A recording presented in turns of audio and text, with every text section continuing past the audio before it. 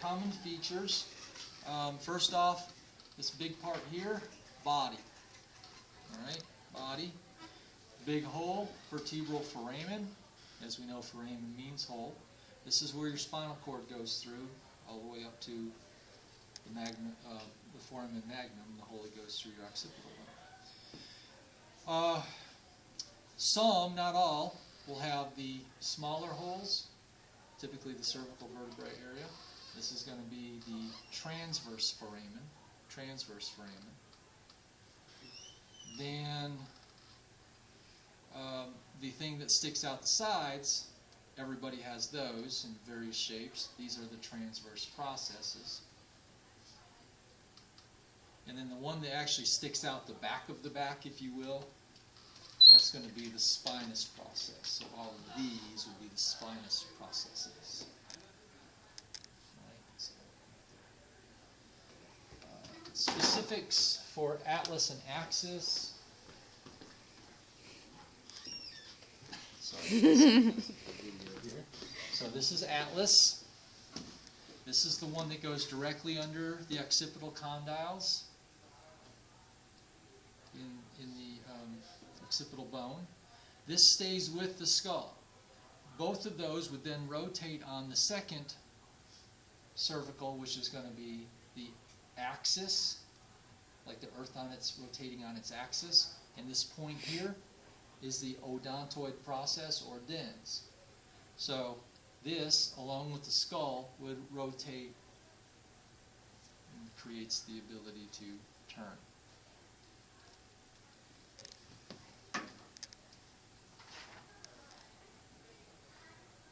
The rest, thoracic, lumbar, sacrum. Sacrum would be the bone that exists between the two hip bones, the os cocci, and then the little nub here at the end, the coccyx. Is that the one where, like if sometimes children are born and they have it's almost like a tail? Is that what that's projecting? Yeah.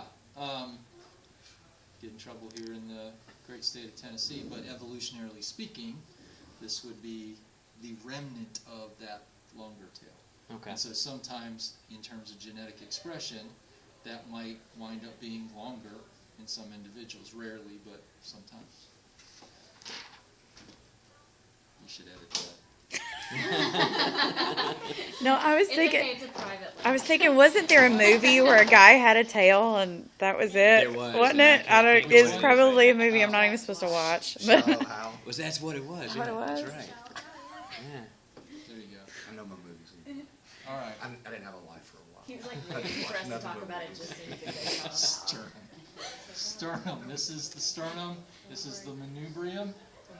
Manubrium. From below it to here, that's the body. Body.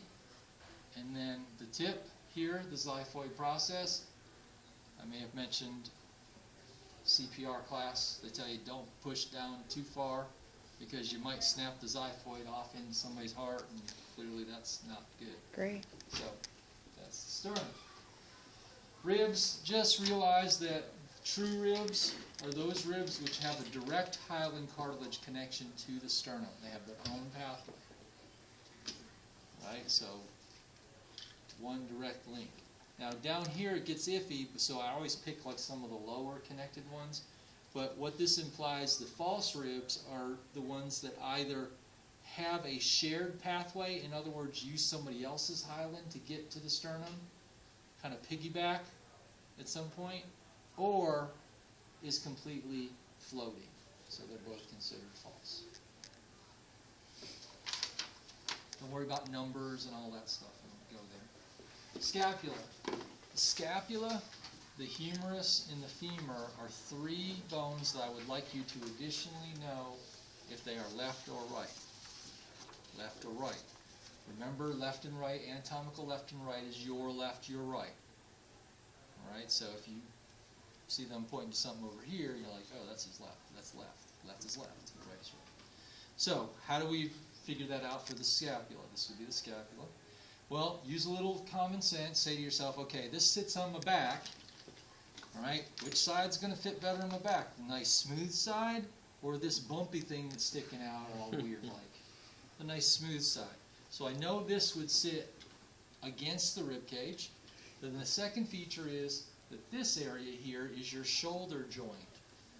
So this has to face out, away from your body, right? So therefore I know if this is flat and this faces out or lateral, that that's got to be a left scapula. All right, parts up. The upper bump, acromion process. Lower bump should be the coracoid process, upper lower. So this gives you kind of the top protective area over top of your humerus to create that shoulder joint. This feature right here, spine. So above the spine, that makes this smooth area the supraspinous fossa. Remember, fossa is kind of a smooth pit or depression. And that makes this one the infraspinous fossa, inferior, below. And then finally, that makes this underneath smooth surface the subscapular, like submarine, underneath, underwater, subscapular fossa. What about the glenoid cavity? Glenoid cavity, that's this surface right here. This is where the humerus fits in. The head of the humerus would fit in and create that joint. Notice it's not very deep. This is why, just as an aside, this is why shoulder separations are so much more frequent than other joint separations, because it's really just kind of laying up there. Soft tissue holds it in place. So if they have a replacement, what part of that's, none of that part there is being